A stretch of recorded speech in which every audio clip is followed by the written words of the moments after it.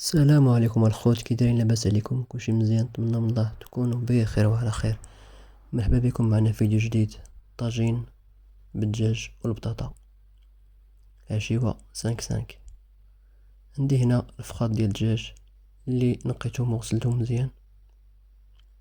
طاجين يسخن، الزيت والبصلة.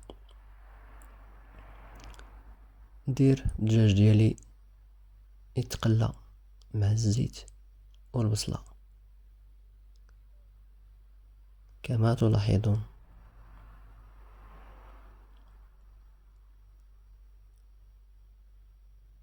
من بعد الخوت ندير العطرية: سكنجبير، خرقوم، بزار،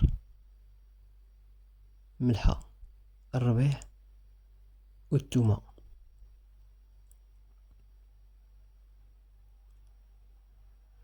من بعد نخلطو العطرية ديالنا مع الدجاج الخوت.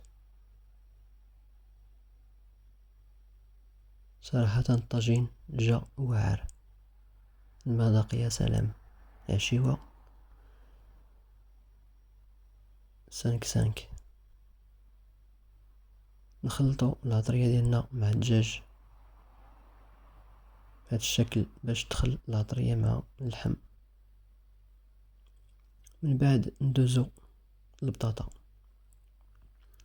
عندي هنا بطاطا اللي نقيتها وقطعتها، وعندي بطاطا قصبية حتى هي، وعندي فلافل.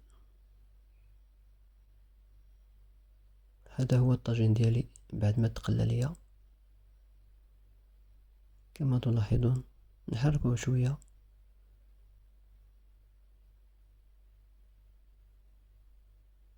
صراحة طاجين رائع جواعر.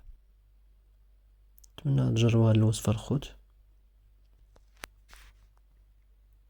من بعد غنستف البطاطا ديالي بهذا الشكل الخوت كيف ما كتشوفوا. تبع معنا باش تشوفوا الشكل النهائي ديالو الخوت بعد ما طاب الطاجين ديالنا وزدت ليه لي طوماط سوريز من الفوق. نتمنى الوصفة تنال الاعجاب ديالكم الخوت، وما تنسوش تدعمونا باللايك ديالكم والتعليق ديالكم الخوت. وشكرا لكم، وإلا عجبكم الفيديو بارطاجيوه. احبكم.